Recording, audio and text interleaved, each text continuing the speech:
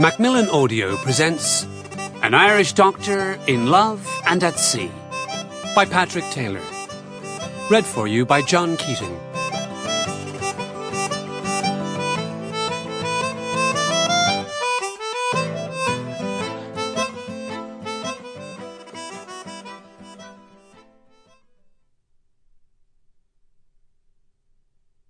Chapter 1.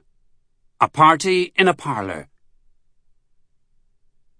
The Dublin coddle had been cooked to perfection, and Dr. Fingal Flahertie O'Reilly had not been able to resist the sherry trifle for dessert. "That was very good," he said, looking wistfully at the few smears of cream, custard and strawberry jam on his otherwise empty plate. "I think I'll have a second."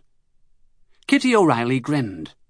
"Fingal, my love, you're already having a bit of difficulty getting into your gear.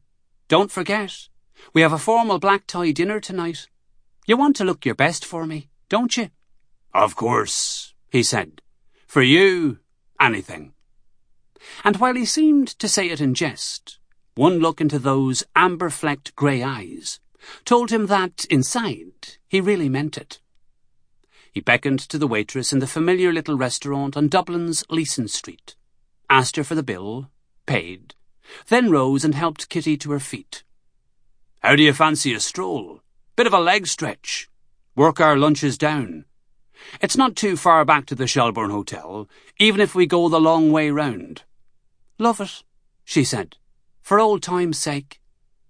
She took and squeezed his hand. "Remember, I used to have a flat here on Leeson Street 30 years ago."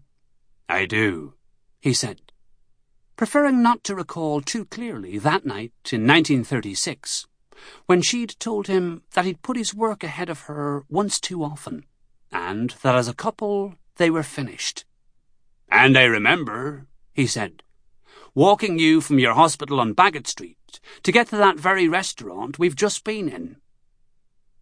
They were turning on to Wilton Terrace, on the north bank of the Grand Canal, both relishing the walk in the crisp late September air, heading in the direction of Mount Street. The lawn that bordered the canal was dotted with widely spaced trees. He looked across the expanse of grass to the narrow waters and the reed-lined bank of the far shore. "It was a Sunday, I think," he said. "We were coming along the other side of the canal, and we stopped for a bit of crack with an old boy who was repairing the retaining wall. He and I smoked our pipes, as I recall, while he told us the history of Canoil Moor. And then," she said, "you chatted with a bunch of stark-naked kids from the Liberties, swimming in the canal. Remember how hot it was?" "Wherein the good old slushy mud seagulls did sport and play." He sang a snatch from Down by the Liffey Side, perhaps not entirely appropriate for the canal, but overhead real gulls soared and made harsh, high-pitched gulla-gulla-gulla screams on a breeze that brought the Dublin smells of traffic exhausts and mudflats of the nearby Great River at low tide. "One of the gurriers was a patient, and you gave him a bag of sweeties, and he called you the big fella. I could see how you were respected in the Liberties because you cared for your patients, and I loved you for it."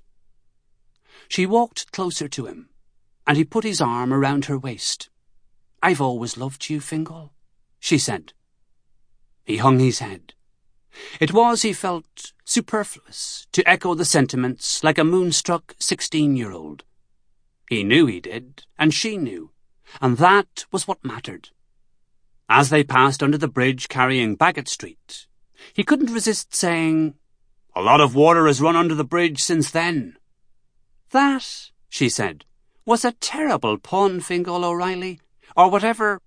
"It was a metaphor." "Right, a metaphor, a terrible metaphor, but a true one." They were all alone under the bridge. She grasped the lapels of his tweed jacket and kissed him. They parted and walked on, holding hands. "I love you, and I love Dublin where we met," she said. "Strumpet City. Dirty Dublin." Sample complete. Ready to continue?